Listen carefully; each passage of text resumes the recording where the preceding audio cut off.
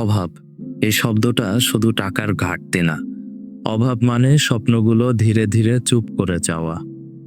একজন পুরুষ যখন অভাবের মধ্যে বড় হয়, তখন সে ছোটবেলাতেই শিখে যায় কাঁদতে নেই, ভেঙে পড়তে নেই, কারণ তার কাঁধের উপর কেউ না কেউ ভর করে আছে। সে শিখে যায় নিজের ইচ্ছের চেয়ে পরিবারের প্রয়োজন বড়, নিজের সুখের চেয়ে দায়িত্ব বড়। A man's first responsibility is not his happiness, but the survival of those who depend on him. অভাব থাকলে একজন পুরুষ স্বপ্ন দেখে না, সে হিসেব করে।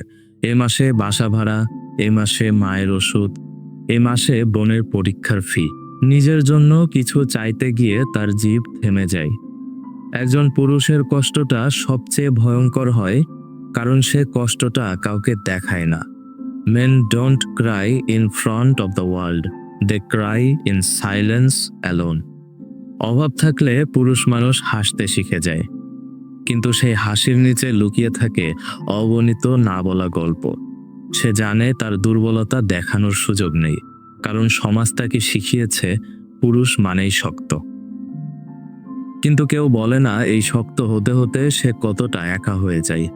The strongest men are often the most broken inside.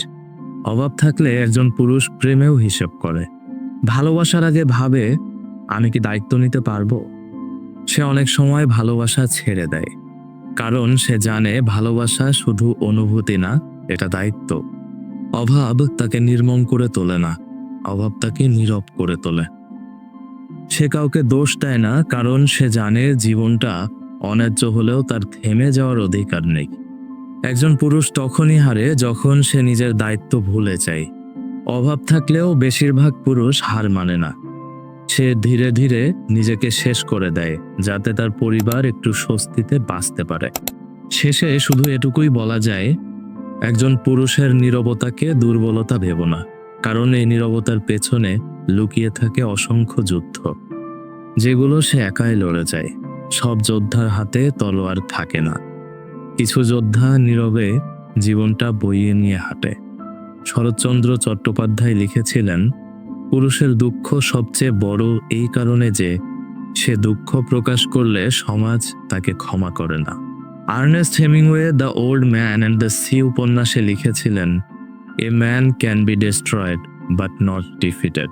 অর্থাৎ একজন পুরুষকে ধ্বংস করা যায়, কিন্তু পরাজিত করা যায় না।